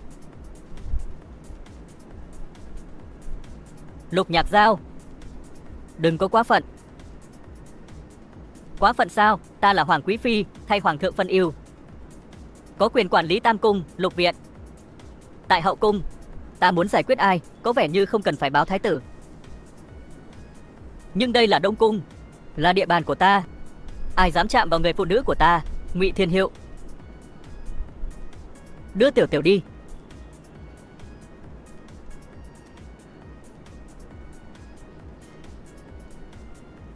Sáng sớm mai, ta sẽ thay mặt phụ hoàng ra chiếu chỉ phế truất Hoàng quý phi. Ta sẽ thay mặt phụ hoàng ra chiếu chỉ phế truất Hoàng quý phi. Ngươi dám? Quý phi thấy ta dám hay không? Tên khốn, bỏ ta ra. Ta biết, người đang ghen tị. Nói vớ vẩn. Bổn cung làm theo quy định. Đừng giả vờ. Mẫu phi dành tình yêu cho nhi thần, để lộ hết ra mặt rồi. Ngươi, vì mẫu phi đã dành tình cảm cho nhi thần, thì nhi thần sao dám phụ lòng của mẫu phi được? Nghịch tử, sao ngươi dám trêu chọc bổn cung? Ngươi muốn làm gì? Cảnh đêm nay đẹp thế này, tất nhiên là nhi thần phải phục vụ mẫu phi chu đáp. Ngươi, Hoàng phi, có chuyện gì vậy? Quý vị đang xem trên kênh YouTube kịch ngắn review. Chúc quý vị có những phút giây thư giãn. Được rồi, chuyện hôm nay bổn thái tử không truy cứu. Nếu lần sau còn dám đến Đông Cung gây chuyện, ta sẽ làm thật đó. Lần sau nếu dám tới Đông Cung gây sự, ta sẽ làm thật đó. Triệu Khánh, chuyện hôm nay ngươi làm với ta chắc chắn sẽ lấy lại gấp ngàn lần. Hy vọng mẫu phi không làm nhi thần thất vọng. Mẫu phi đi thông thả. Nô gia muốn cầu xin điện hạ. Bổn thái tử không phải vừa rồi đã dạy cho Hoàng phi một bài học sao? Còn bất bình nào khác? Nô gia muốn minh oan cho phụ thân Trấn Nam Vương. Trấn Nam Vương tự sát, lẽ nào còn bí mật khác? Tả thừa tướng Trấn Nam Vương liên tiếp gửi bài báo cáo cho biên quân. Chúng ta nên làm gì? Báo cáo quân sự gì? Sao ta lại không biết? Không nước, không thức ăn, không có tiếp viện. Cha ta dẫn 300.000 quân Bách Việt chiến đấu với hung nô trong 7 ngày 7 đêm. Cha chết trong trận chiến. 100.000 quân Bách Việt còn sống, đưa hài cốt của cha ta về kinh, nhưng lại bị Tả thừa tướng lũng đoạn, buộc tội và chặt đầu cha ta, treo trên cổng thành trong 3 ngày 3 đêm. Lục Trường Chi, lão gia hỏa, đáng chết. Ngụy Thiên Diệu, có nô tài, điều tra cho ta. Cho người 3 ngày tìm bằng chứng Lục Trường Chi đã gài bẫy Trấn Nam Vương, mang đến gặp ta. Điều tra cho ta. Cho người 3 ngày tìm bằng chứng Lục Trường Chi đã gài bẫy Trấn Nam Vương, mang đến gặp ta. Dạ.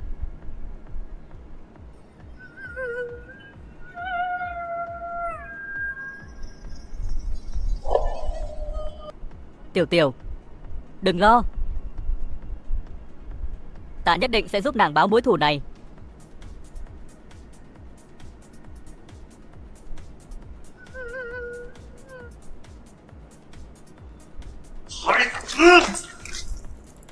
Đứa con trai duy nhất của ta, giết nó. Dù ta còn một hơi thở, ta cũng phải chém ngươi thành ngàn mảnh, chết không chỗ chôn. Đại nhân bình tĩnh. 6 vạn quân đang trên đường đến đây. Đây chưa phải thời điểm tốt, đâu phải con trai người chết. Người nói thì dễ rồi. Thượng thư đại nhân, con trai của ngài cũng bị giết rồi. Cái gì? Đâu phải con người chết. Người mới nói vậy. Thượng thư, con trai của ngài cũng bị giết. Cái gì? Thừa tướng, ngài phải báo thù cho con ta. Nhất định phải bắt thái tử. Ta muốn tự tay báo thù cho con trai mình. Chặt đầu hắn, đưa đến bộ con trai ta. Chọn đời, chọn kiếp, sám hối cho con ta. Được rồi, ngươi mang binh phủ này đến Bắc Thành, huy động 4 vạn quân giết vào Hoàng Thành, lấy mạng của thái tử. Đợi đã. Ai đó? Hoàng quý phi. Sao lại đến đây? Nếu bổn cung không đến, chỉ có 2 tên phế vật chắc chắn rơi vào bẫy của thái tử, chết là chắc chắn. Sao lại nói thế? Giờ muốn giết tên thái tử đó, chỉ có một cách duy nhất. Đó là không được điều động binh. Bắt đầu từ Hoàng cung. Bắt đầu từ Hoàng cung. Nhưng trong cung có Tây Sưởng. Chúng ta bắt đầu từ đâu? Các ngươi quên rồi sao? Chúng ta cũng có một người cung cấp thông tin ngay bên cạnh thái tử. Dịch Mộng.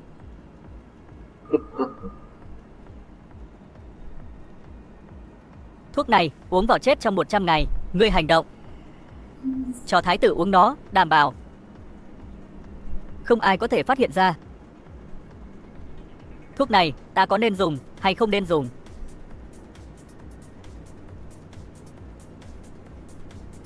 Điện hạ, ngài tới rồi. Sao vậy? Biểu cảm của hoàng tẩu là vì đang trách bổn cung mấy ngày nay không sủng ái sao? Điện hạ, sao vẫn còn gọi ta là hoàng tẩu nữa vậy? Hoàng thượng đã ban ta cho ngài rồi. Giờ ta là người của ngài, là nữ nhân của bổn cung. Đây là cái gì? Đây là cái gì? Nàng muốn giết ta. Điện hạ, đừng làm đau ta. Điện hạ, ngài hiểu lầm ta rồi. Ta thấy ngài làm việc chăm chỉ cả ngày lẫn đêm. Đây là dốc kết một ngày mà ta đặc biệt chuẩn bị cho ngài. Vậy sao? Uống xong, hôm nay thề thiếp sẽ phục vụ tốt cho thái tử. Nếu uống nó, nàng sẽ phục vụ ta chu đáo thật chứ? Thái tử điện hạ, nào uống đi. Đã mấy ngày rồi thần thiếp không được gần điện hạ. Không đợi được nữa rồi.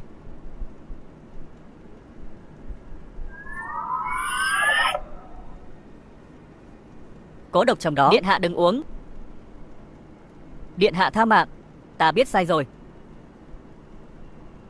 Nếu cuối cùng nàng không tìm được đường về, đầu của nàng sẽ rơi xuống. Xin điện hạ khai ân, thần thiếp sẽ hết lòng phục vụ điện hạ. Vậy nói cho bổn cung, ai yêu cầu nàng đầu độc ta? Đó là Tả thừa tướng và Hoàng quý phi. Quý vị đang xem trên kênh YouTube. Người đã phản bội Tả thừa tướng và Hoàng phi, từ giờ trở đi chỉ có thể ở bên bổn cung. Kênh bằng cách nhấn like và đăng ký kênh để cập nhật các Mấy lần gần đây, bổn cung có hơi thô bạo với nàng. Hôm nay, vì nàng đã biết quay đầu, bổn cung sẽ hết sức chiều chuộng nàng.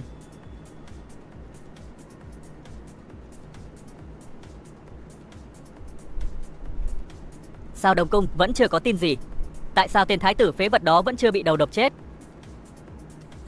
Thái tử, người chưa chết. Buông ta ra, nghịch tử.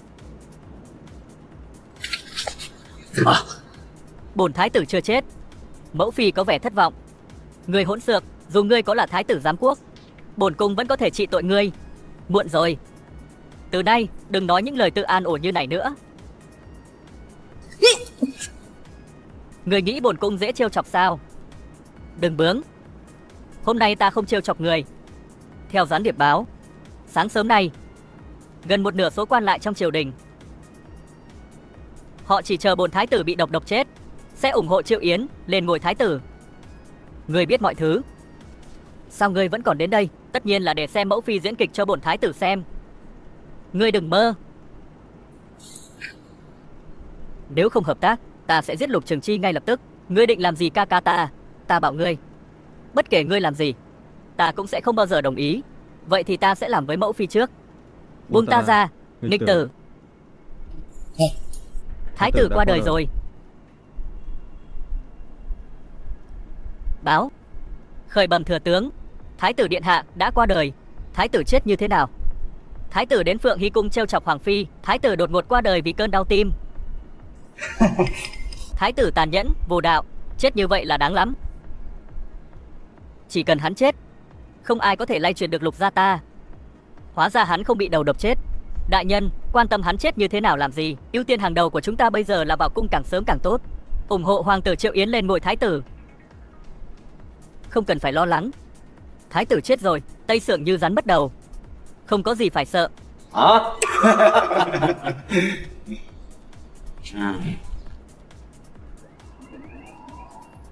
Ngụy Thiên Diệu, Lục gia cũng nên bị tiêu diệt. Lục gia cũng nên bị tiêu diệt. Tài năng của thái tử vượt trội hơn tất cả trong lịch sử, nhưng lại qua đời khi còn rất trẻ, thật đáng tiếc. Thái tử điện hạ, anh Minh và Thần Vũ, tại sao ngài lại chết ở độ tuổi trẻ như vậy? Đúng, thái tử chết rồi. Đủ rồi, lại nhảy ít thôi, diễn nữa thành lố đó. Thái tử đã chết, đất nước không thể thiếu chủ một ngày. Đã đến lúc chọn hoàng tử khác kế vị thái tử. Tam hoàng tử có nhân cách cao thượng, có đủ năng lực và liêm chính, xứng với trách nhiệm này, xứng cái con củ cải. Mẫu thân của Tam hoàng tử là một cung nữ, xuất thân tầm thường, sao có thể trở thành thái tử, tương lại sao có thể kế thừa ngai vàng. Vậy thì ngươi nghĩ ai sẽ là thái tử? Tất nhiên là đại thái tử Triệu Yến. Lão phu không phản đối. Các vị có ý kiến gì không? Vì không có ý kiến gì, vậy quyết định đại hoàng tử làm thái tử. Cung thỉnh đại hoàng tử Triệu Yến. Ta là thái tử của đất nước.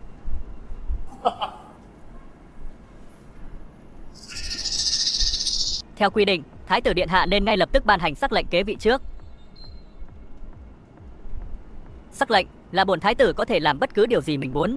Tất nhiên rồi, giờ tân thái tử điện hạ đang thay mặt bệ hạ giám quốc, tất nhiên có thể làm bất cứ điều gì mình muốn. Tốt, hãy đi chặt xác Triệu Khánh thành hàng nghìn mảnh cho bổn thái tử, dùng làm thức ăn cho chó. Còn nữa, bắt tất cả các phi tần và cung nữ trong cung của thái tử gửi đến cho bổn thái tử. Tối nay ta muốn vui vẻ một chút. Vẫn còn gì nữa? Bổn thái tử không có thời gian để nghe những điều vô nghĩa của người, Triệu Khánh. Bổn thái tử không có thời gian để nghe những điều vô nghĩa của người, Triệu Khánh. Không phải nói hắn chết rồi sao? Ta không sai. Đúng là thái tử điện hạ. Người như ngươi có xứng đáng làm hoàng đế không? Cút. Nếu ta không cút,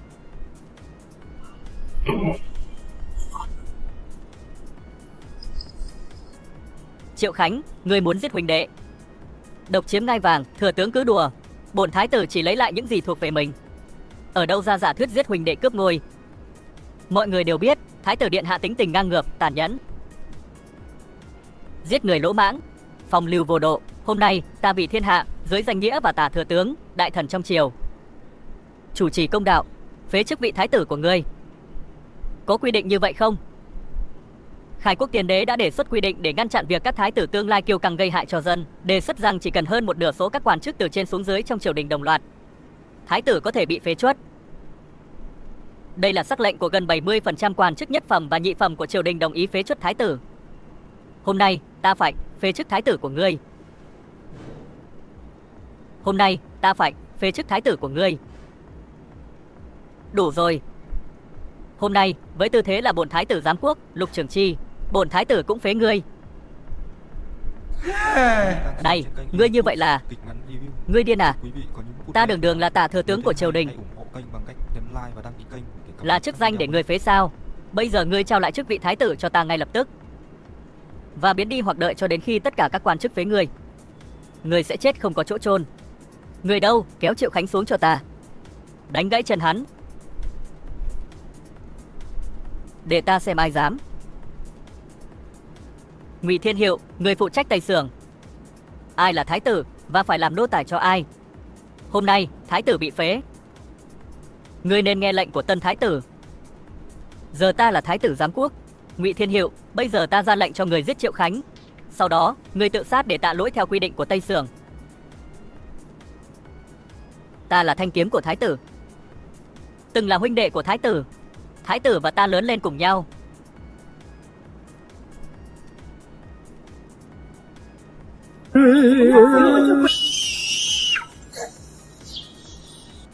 Đừng bắt nạt nó.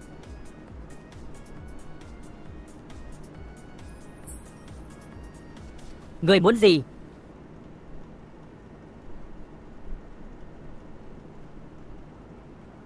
Thiên Hiệu ta từng thề, cả đời này sẽ bảo vệ Thái tử. Nếu vi phạm lời thề sẽ bị trời chu đất diệt. Có giết hay không? Giết Thái tử ngay bây giờ, tự tử để tạ lỗi. Hôm nay chỉ có mình ta máu rơi tại hiên viên, chỉ có lòng trung thành và can đảm. Thái tử điện hạ, thuộc hạ xin lỗi, thuộc hạ đi trước. Gặp lại ở Hoàng Tuyền, giúp Thái tử tìm đường trước. Thiên Hiệu, đưa đến Đông Cung chữa trị. Dạ. Triệu Khánh, nô tài trung thành nhất của ngươi đã rời đi. Ngươi hoàn toàn cô đơn. Để xem hôm nay ai có thể cứu ngươi. Những kẻ động vào huynh đệ của ta sẽ bị chu di cửu tộc. Ta đã nói là làm. Ngươi thử chu di một người cho chúng ta xem. Người đầu tiên ta muốn tiêu diệt là ngươi. Lục Gia, truyền con gái của Trấn Nam Vương, Tiểu Tiểu vào cung.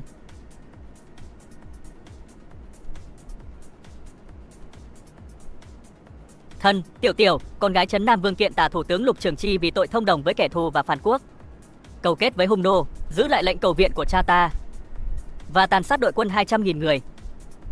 Lục Trường Chi, người có cảm thấy tội lỗi không? Để cô ấy nói hết. Bị kết tội chỉ huy kém hiệu quả, chém đầu, treo ở cổng thành dưới nắng 3 ngày 3 đêm. Xin Thái tử điện hạ chủ trì công đạo, trả lại công đạo cho cha ta.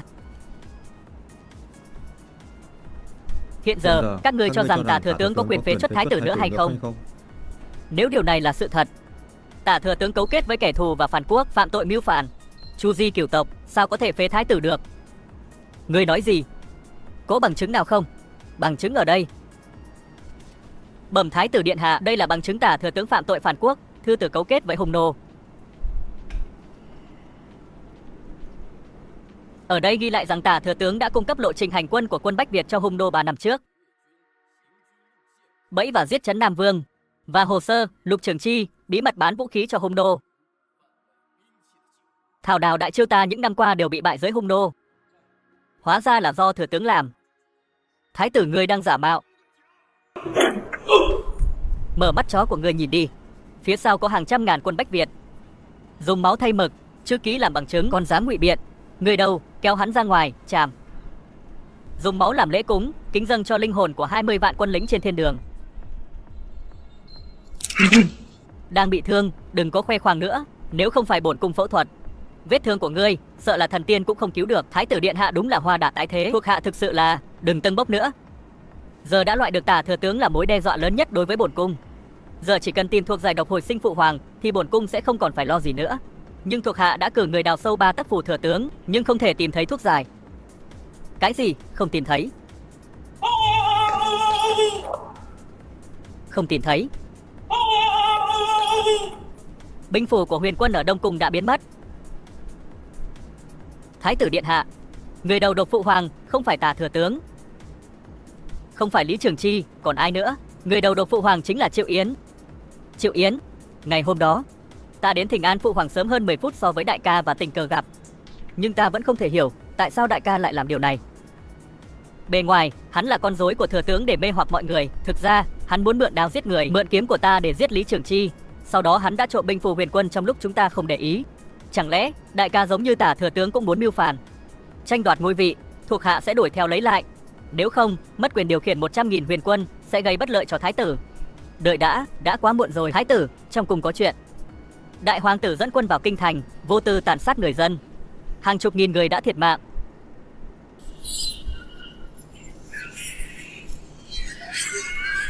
Trên đường Chu Tước, máu chảy thành sông. Triệu Yến điên rồi sao? Sao hắn dám giết bách tính?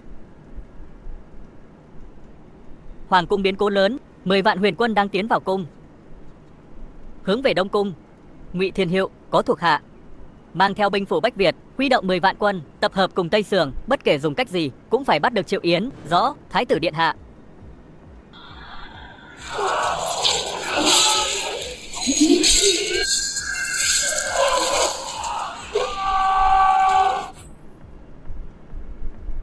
Quý vị đang xem trên kênh YouTube kịch ngắn review. Chúc quý vị có Triệu Yến, người có biết tội không? Không phải ta chỉ giết vài tiện dân sao? Có gì nghiêm trọng đâu. Vậy ngươi thừa nhận việc tàn sát bách tính, gây ra đảo chính, chiếm đoạt ngai vàng. Vậy thì sao? Ta là đại hoàng tử, cho ngươi ăn gan hùm cũng không dám giết ta. Phụ hoàng đích thân đã hạ chỉ, nói rằng trên đời không có thanh kiếm nào giết được hoàng tử. Có chỉ dụ này, không thể giết ta. Người giết ta chính là trái lệnh hoàng thượng. Với chỉ dụ này, giống như có một lá bùa hộ mệnh, không thể làm gì. Không ai có thể kiểm soát ta, dù là có mưu phản cũng không chết. Triệu Khánh, ngươi dám trái lệnh hoàng đế mà giết ta sao? Không giết người trực tiếp thì đóng cửa hoàng cung, thả chó. Ngươi đứng tại đây, xem ta có dám không? Thái tử điện hạ, thuộc hạ đã chuẩn bị một hộp xốp rồi. Ngươi muốn làm gì? Không giết người công khai, ta cho ngươi vào thùng xốp. Như vậy là quá dễ với ngươi. Ngụy Thiên Hiệu chuẩn bị tùng xèo, bỏ vào thùng xốp, thả trôi sông. Không có sự cho phép của bổn cung để xem ai dám tham kiến mẫu phi. Triệu Yến được bổn cung nuôi dưỡng, còn là đại hoàng tử Đại Chiêu, không giải thích gì, nói giết là giết. Ngươi không xem trọng ta là gì sao? Hoàng tử Triệu Yến giết người vô tội, hàng vạn người chết thảm trên đường phố, lẽ nào không đáng chết sao? Chỉ là một đám dân đen, giết thì giết, mạng của họ có thể so sánh với hoàng tử của ta sao? Đó chỉ là một vài người, lẽ nào ngươi muốn mạng ta? Hôm nay ngươi phải đền mạng. Ngươi dám? Thiên tử phạm pháp, tội như thứ dân. Tội ác ghê tởm này, dù hôm nay ai có ngăn cản ta, hắn phải chết.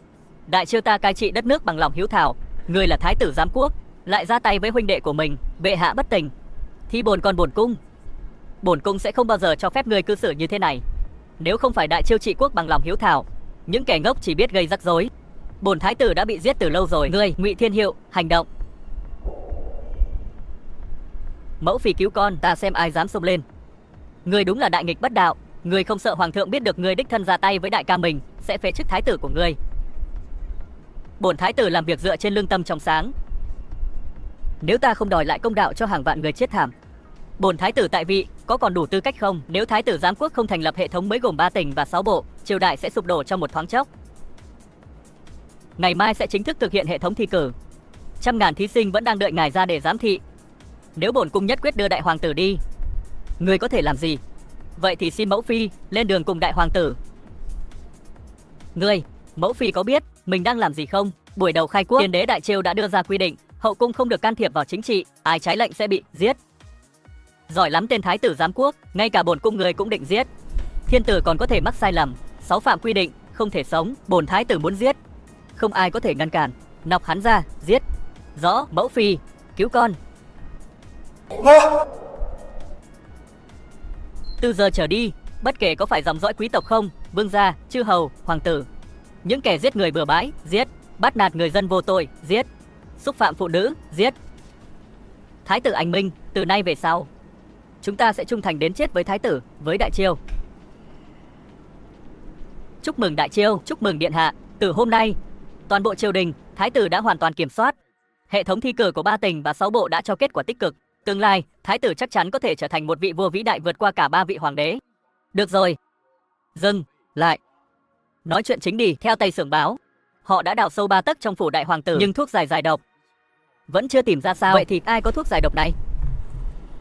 Thái tử điện hạ, có chuyện rồi. Hoàng quý phi muốn treo cổ tự tử. Đi xem. Đừng quan tâm, hôm nay phải chịu một sự xúc phạm như vậy, tốt hơn là chết đi còn hơn. Hoàng quý phi không được làm vậy. Hoàng quý phi nương nương, nhi thần đã đợi ở của hơn tiếng đồng hồ. Người có chết không đây? Nhi thần đã đợi ở của hơn tiếng đồng hồ. Người có chết không đây? Hai người ra ngoài trước, ta có chuyện muốn nói với Hoàng quý phi.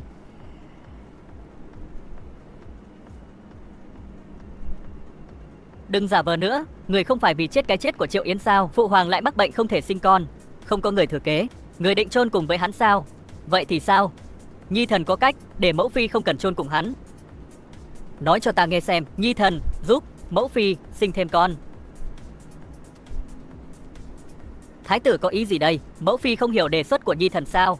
Dù có chết, ta cũng chẳng liên quan gì đến ngươi. Sự dối trá của Hoàng Quý Phi thật sự khiến Nhi thần cảm thấy ngứa ngáy. Mau cút khỏi đây, ta không muốn thấy ngươi. Được, vì mẫu phi không cần Nhi thần. Vậy Nhi thần sẽ rời đi. Bổn cung vừa làm ầm ĩ ở Uy Dương cung. Người trốn đằng sau, chắc phải ra ngoài phải không?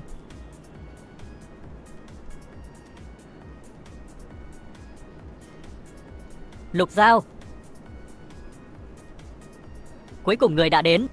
Những năm này, ta rất đau khổ vì đã gây khó khăn cho nàng. 3 năm trước, để ủng hộ ta lên ngôi vị đế vương, trở thành phi thần của cha ta. Bây giờ chúng ta chỉ còn một bước nữa xong. Cho ta nửa tháng nữa. Ta nhất định sẽ bắt tên thái tử vô dụng đó phải trả giá cho hành động của hắn. Đợi bổn hoàng tử lên ngôi, như đã hứa, nàng sẽ là mẫu nghi thiên hạ. Thái tử điện hạ, chẳng lẽ ngài hoài nghi tam hoàng tử đứng sau? Vậy thì hãy nói cho ta biết, tại sao đêm qua hắn lại lén lút xuất hiện ở Uy Dương cung để bí mật gặp Hoàng Quý Phi? Kỳ thật, từ lâu, bổn cung đã nhận ra hắn lợi dụng ta để giết Lục Trường Chi và Đông Sưởng, kẻ chủ mưu đằng sau việc giết Triệu Yến. Sao ngài lại nói vậy? Chỉ có kẻ nói dối mới vô tình chạm vào mũi. Người có chắc chất độc mà phụ hoàng bị đầu độc là do Triệu Yến gây ra không? Đúng, chính là hắn. Có vẻ người đang nói dối. Như vậy, có vẻ như tam hoàng tử, người thường được coi là vô hại, mới thực sự là nguy hiểm nhất và ẩn giấu sâu nhất. Không biết hắn sẽ làm gì tiếp theo. Vậy chúng ta phải xem xét những người giúp đỡ hắn ẩn giấu trong Đông cung.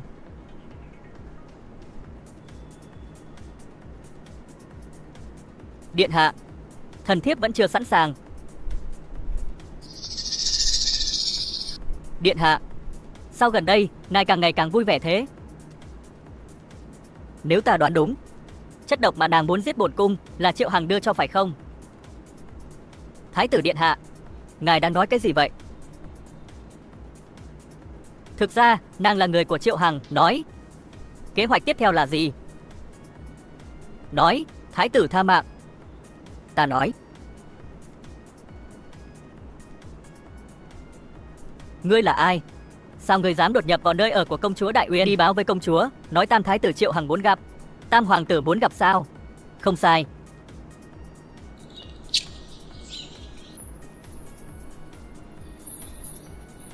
Hay, nhảy đẹp lắm.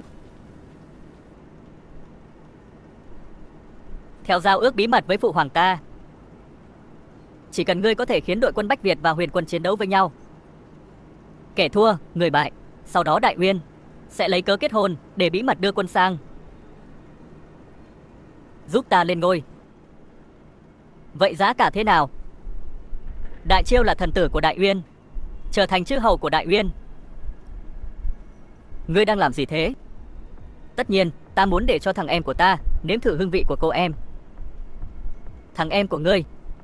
Ngươi là ai? Ngươi không phải Triệu Hằng. Ta là thái tử của Đại Chiêu, Triệu Khánh.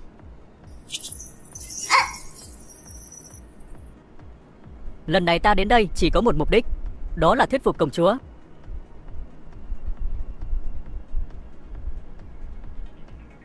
Đừng hành động hấp tấp. Cẩn thận đầu cô tiếp đất.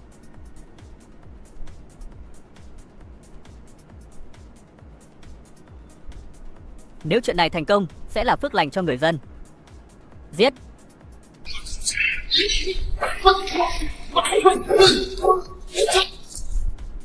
Cuối cùng không chịu nổi đã hành động rồi sao? Cá thối, tôm hôi, dám cướp ngôi sao. Thiên Hiệu, một đám phế vật. Hoàng huynh, ta nghĩ ngươi, thái tử giám quốc, đã đạt tới hồi kết rồi. Ta khuyên ngươi nên ngoan ngoãn thoái vị và trao lại ngai vàng cho ta. Có lẽ ta có thể tha mạng cho ngươi. Nếu không thì ta sẽ làm cho máu ngươi phun trào, chết không nguyên vẹn. Ta có một câu hỏi, ngươi có dám trả lời thành thật không? Có gì không dám? Phụ hoàng bị đầu độc, có phải ngươi làm không? Đúng rồi, chính là bản vương làm. Ngươi có thể làm gì ta? Bệ hạ bất tỉnh, hóa ra là bị đầu độc. Tam hoàng tử sao dám đầu độc bệ hạ? Dựa vào, ta là phò mã của Đại Uyên quốc. Dựa vào, ta là phò mã của Đại Uyên quốc. Nếu ngươi không đồng ý, Đại Uyên sẽ tấn công Đại Chiêu ngay lập tức. Người đâu? Triệu công chúa Mai Lisa vào điện.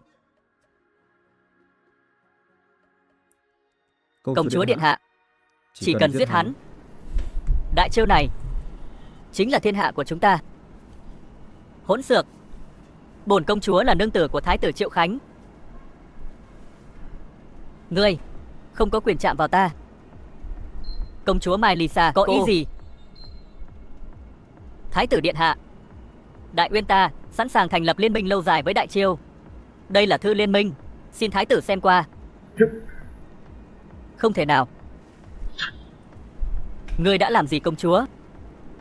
Bổn thái tử phải cày cuốc vất vả một đêm mới thuyết phục được công chúa. Hoàng đệ, ngươi đã thua, ta không thua.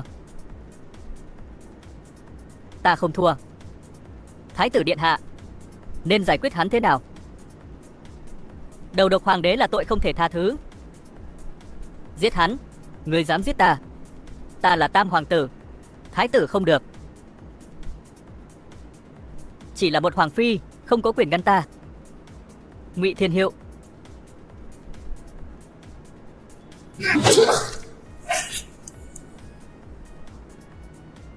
Thái tử điện hạ, bệ hạ đã tỉnh, sao phụ hoàng lại tỉnh lại được? Lần này ngươi chết thật rồi. Nghịch tử, ngươi có biết mình sai không? Nhi thần không sai. Nghịch tử, ngươi tàn bạo và không nhân từ, giết cả huynh đệ của mình nhưng vẫn dám ngụy biện. Đại hoàng tử đã tàn sát dân lành, coi cuộc sống của họ như cẩu rác. Tam hoàng tử cấu kết với ngoại bang âm mưu phản quốc. Họ đều là huynh đệ của ngươi. Tất cả chúng đều là huynh đệ của ngươi. Là huynh đệ thì sao? Chúng đều xứng bị vậy. Nhi thần không sai. Bệ hạ bình tĩnh, tất cả đều do thần thiếp. Thần thiếp vô năng. Mỗi lần thần thiếp thuyết phục thái tử không nghe. Còn nói, nó còn nói gì? Hắn làm vậy là có mục đích, là để ngăn chặn những hoàng tử khác chiếm lấy ngai vàng. Thế nên đã giết hết. Cái gì? Thần thiếp lại nói bậy rồi. Đang xem trên kênh YouTube kịch ngắn Được lắm. Chúc Phụ quý vị hoàng. có những phút giây thư giãn. Nếu Người thấy đâu? hay, hãy ủng hộ kênh bằng cách nhấn like và đăng ký kênh để cập Tên nhật nghịch các tử video này mới nhất. giam vào thiên lao. Ngày mai 3 giờ 15 phút trưa. Chạm. Rõ. Bổn thái tử sẽ tự đi.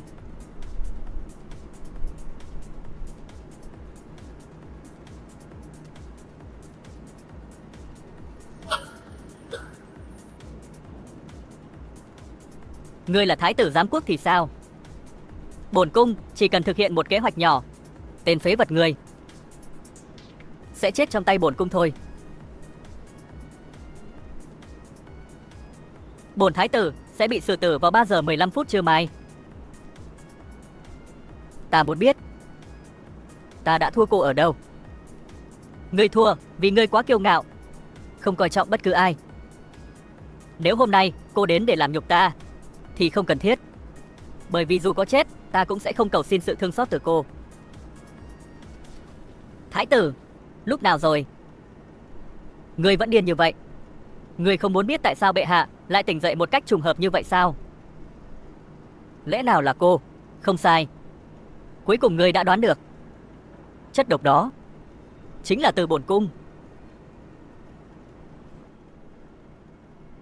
Bổn cung ngay từ đầu đã lợi dụng tất cả các ngươi. Đầu tiên, ta mượn bàn tay Triệu Khánh ngươi để loại bỏ Trương Cần, tên gián điệp mà Triệu Yến đã sắp xếp cạnh ta. Sau đó là Triệu Yến. Không sai, sau đó là Triệu Hằng. Triệu Hằng đó so với ngươi cũng là phế vật. Tên gốc đó 3 năm trước, chỉ bằng vài lời nói, bổn cung đã lừa được hắn. Hắn lại thực sự nghĩ bổn cung muốn hỗ trợ hắn lên làm hoàng đế. Toàn bộ đều do cô. Đàn ông các người toàn là lũ đáng chết, chỉ biết chơi đùa nữ nhân. Tại sao từ xa xưa đến nay chỉ có nam nhân mới có thể thống trị thiên hạ, còn chúng ta nữ nhân thì không được? Bổn cung không tin. Bổn cung muốn thay đổi. Bổn cung muốn khai quốc, trở thành nữ đế đầu tiên trong lịch sử. Dựa vào cô cũng muốn làm nữ hoàng. Chỉ vì ta là Lục Lạc Giao. Vậy thì nữ hoàng bệ hạ tương lai của chúng ta, ngươi sẽ làm gì tiếp theo? Dù gì thì ngươi cũng chết thôi. Ta không ngại nói cho người biết. Ta sẽ giết người trước. Dưới chân hoàng đế không còn hoàng tử nào nữa. Phụ hoàng có thể nhận nuôi một người kế thừa từ dòng dõi khác. Không sai, nhưng bổn cung sẽ không cho hắn có cơ hội. Chỉ cần ngươi chết, ta sẽ giết hoàng đế. Giả mạo chiếu chỉ. Cứ nói là hoàng thượng muốn nhường ngôi vị cho bổn cung. Kế hoạch này thật hoàn hảo. Được rồi, những điều người muốn biết, người cũng đã biết. Dưới trốn hoàng tuyền, người cũng đã biết rõ. Để bổn cung tự tay tiễn người lên đường. Phụ hoàng, người đã nghe rõ mọi chuyện chưa? Chấm ở ngay đây. Tất nhiên là chấm nghe rõ. Hoàng quý phi, cô thật là giỏi tính toán. Triệu Khánh, ngươi lừa ta. Triệu Khánh, ta giết người. Buông ra. Truyền chỉ của chấm. Hoàng quý phi phản loạn, ngay lập tức đưa ra cửa môn quan, trảm lập tức. Rõ. Phụng Thiên Thừa Vận, Hoàng đế Chiêu Viết, Thái tử Giám Quốc, Triệu Khánh là người có nhân cách cao quý, thích hợp kế thừa ngai vàng. Từ giờ trở đi, chấm sẽ thoái vị nhường ngôi. Thông cáo để toàn thiên hạ được biết. Hôm nay, ta nên chọn ai đây?